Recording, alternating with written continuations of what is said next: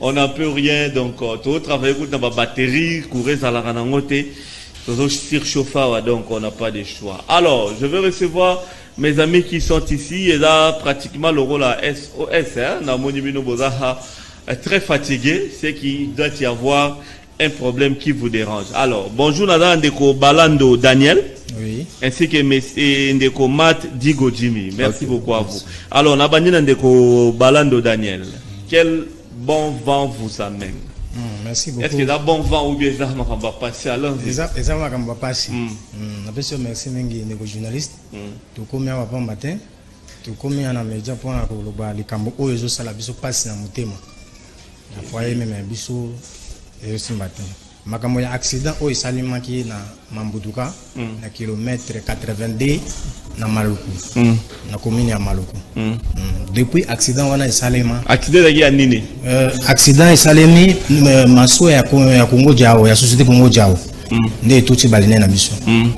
Tuti baline na ngai. Nde sinzi montope akufi na 4 mètres équipage na ngai komo na Nzembu Yoko. Akufa ki na kati. Toujours dossier tant que funi yango na commissariat Congo Jao. Eza bateau ya société Congo Jao.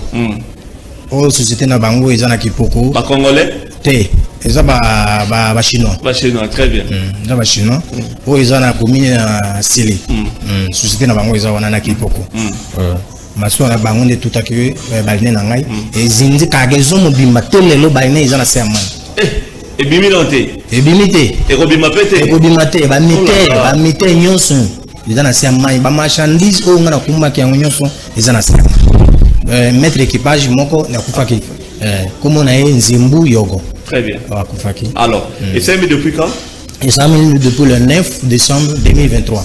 Le loi le rôle à 3e mois en 3e ou 4e mois. Oui. Alors, Boutatou Takibino, il est reconnaissant en diminuant à tout Taki boda niveau ni. Bon. Tango to komi accident salemi na commissariat février ya Maluku to komi na nini na Mambuduka basali constat na bango basali constat PV de constat yango basali basali tango baye ko tinda biso na nini na Kikole na parquet ya Kikole depuis biso to komi na parquet ya Kikole ti lelo confrontation mon côté o ici salema ba chinois wana nde bakangaki na commandant na biso nde bakangaki tango bakomi wana na Kikole ba libérer bango masuwa na bango pe lekiki batike masuwa ba libérer masuwa eke na ngendezo charger mais oya biso oyo loko oyo biso oya bande côté na sama tilelo solution moko te zate a tout terminer ndeni c'est-à-dire biso tozaki liboso mais biso tozaki liboso baine ezaki liboso maso ezaki na sima na boeta oya Mambuduka mai wana tango ebeti biso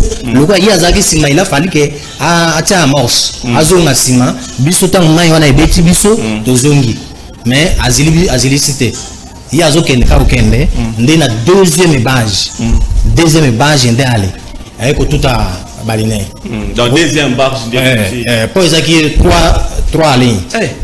Ah bon, c'est qu'il y a eu bateau mounene. Les bateaux mounene, les barges à 1500 tonnes, 1500 tonnes. Très bien. Dans tout ça qui bino bongo. Motumoro a koufi na kati. Ouais. Na kombo Nzembu Yogo. Ok. Bozu chinois, bokebo wandi go samba. Ça dit qu'il y a tellement quitté. Ah. Ça tellement quitté à bané ko kende. Nde ba marin, nde ba ke ba landi ti ba braquer toute arme. Nde siko ba yeko yebse ke ifazo sa masura tasima. Na poste na bangu ya Mambuduka. Nde baye kozungisa maswa na nini na poste na bango ya Mambuduka ya marine nde baye kozungisa. Très bien. Parce que asambi batike ne bakangelo bibi soki 2 jours batike ça dit que ndenge ba auditionner nani chinois dit ba auditionner chinois ba la c'est ka 2 jours batike alors bino ba réclamer ce qu'on nini ndenge bo afana le sandeko biso toujours réclamer marchandise. Il y a biso o ezan nakati to réclamer baline na ba mité nyonso ba terme on est ba mité ndeni ça dit que ba moteur ba moteur baby nyonso za na se maiti na ba marchandise ya na ba marchandise ah bon oui ah bozo réclamer Toujours réclamer qu'il faut bango ba foutre la biso ba so melanga baline ba pesa ba zongi sa marchandise ya bateau et puis ba dédommager corps. Oh ya mettre équipage na ngai. OK. Ndeko Mat Digo Jimmy. Yonde balobi ba marchandise aki ayo. Expliquez biso kasi et les cas jinde ni ma on soit na peut remettre niveau. Merci pour la parole. Donc ngana zali mutu na charge ki biloko mais tous allez pe na bande mususu o pe batia ki biloko. Ba biloko expédition pe ezanga raté.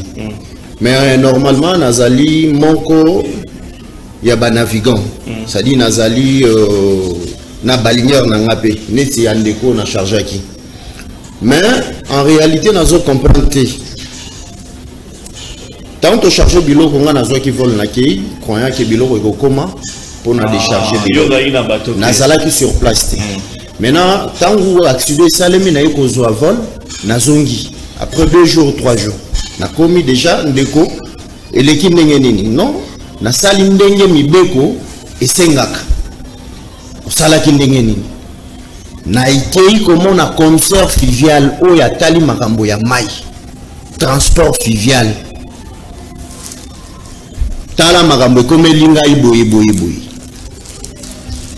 concert asengi o ezali ba droit na ye pour na déplacement na ye à descendre sur le terrain pour na baquette na service ya marin o ya kengela ka mai na service ya batu ya la police fluviale o bazali na makambo tali mai na honneur ba déplacer comme ezalaki cas accident mort d'homme ezalaki na kati ba kititu sur terrain on a place accident ezalaki bien sûr ba civil bazalaki mais ezali pe na ba soda o bazali na makambo itali mamba mobondo oyo ezo salema côté donc ça dit lieutenant moko pe a fardi azalaki wana résistance et salemi tango accident salemi maso et tuti balinière bato bazo kufa chinois ye a utimboka na ye pour eux zamboka nanga naza na droit naza ndenge na olo ba marge passe mais naza kimia na ebiki na fandi na kati ya bande nanga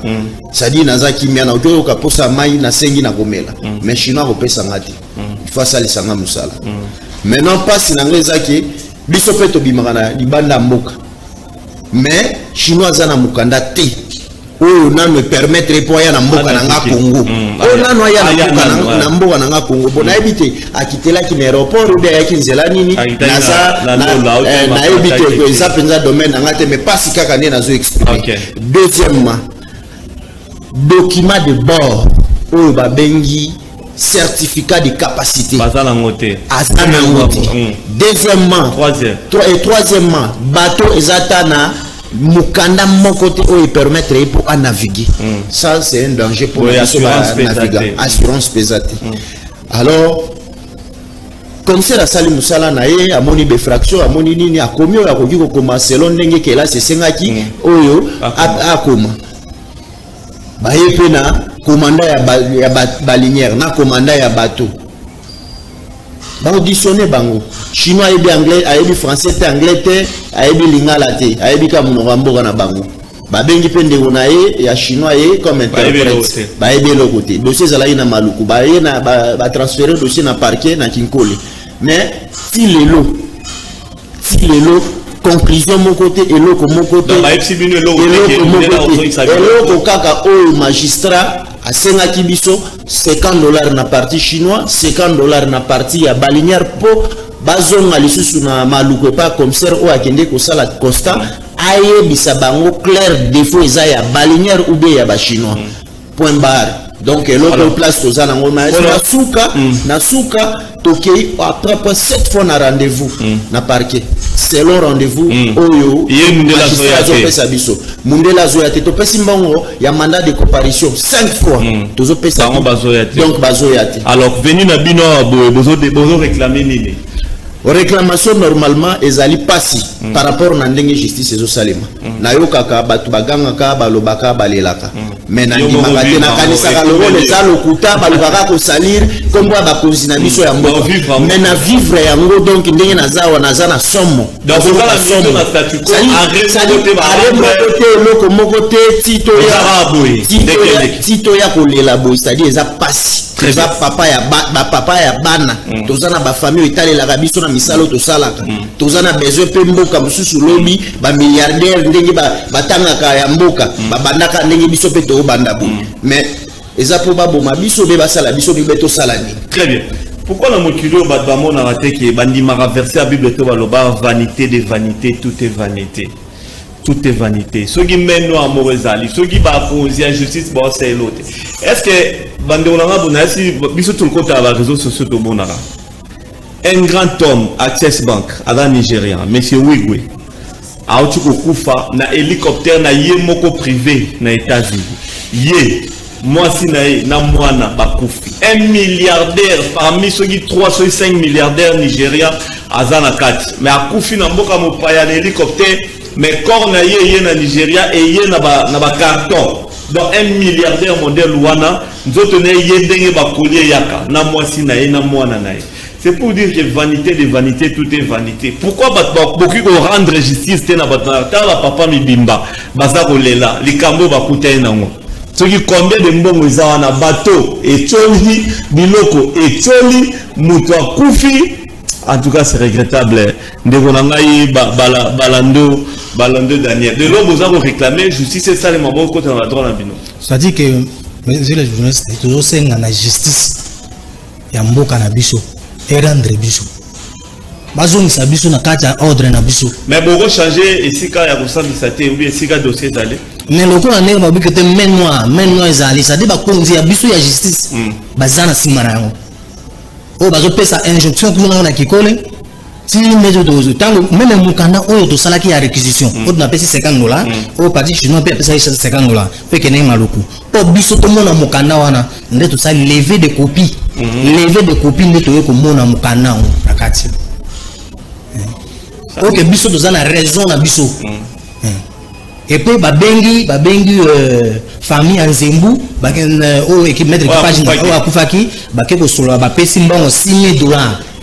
Ba PSC qui va se reconnaître. Ba pesi mbongo. Ba ça déjà vous avez. Parce que tant oui. Parce que a pesi mbongo $6,000. Et puis français ni bazo ko marketer na titre humanitaire. Donc kaka pamba bon. Na titre humanitaire. Kaka lingi mutakufi mingi. Na on va pesi. Na titre humanitaire ne ba pesi $6,000. Bon, est-ce que ça ba to Caritas? Merci beaucoup, Ndeko Balando. Mais il faut qu'il y ait un tribunal de commerce quand même. Oui, il faut qu'il y ait un tribunal de commerce. C'est-à-dire que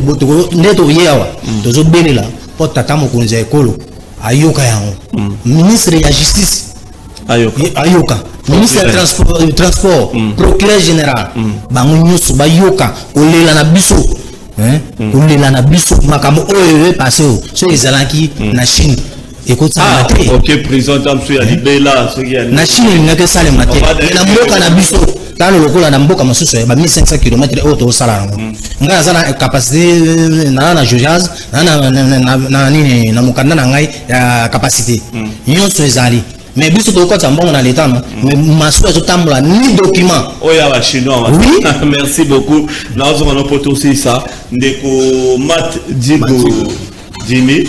Nous avons senti douleur en kati. OK, bosso, le but est biloko zo ya ndenge za la kaka et puis on t'apprend il s'est passé ce qui s'est passé. Naza besoin de la caméra yo sala mama loba moko boyo ko toucher ba konzi mboka pona kana yo. Kana bino na loba. Merci beaucoup. Nazo senga tata mokonzi mboka, c'est-à-dire président de la République. Nalandaki tango apretaki serment lobby mibeko justice vraiment il faut ça la musala nango. Mais oyo tozo mona eza oyo mokonzi mboka lobaki te. Nazo loba na fundi mutute. Na tangi pe kombo mutute. Mais ndenge justice ezomema na ndenge ya mabe parce que makambo eza clair. Si tu as courage, tu as les laboui. Et ça pas battu. ce qui justice et ça qui biso que besoin à défaut tout boité et ça makambo ekomaka mais tant que to sali levier à copie to tangi ba biloko nyonso ekomamaki mais bozo étouffer ba droit na biso pourquoi tala net $6,000 ba fouti à titre humanitaire.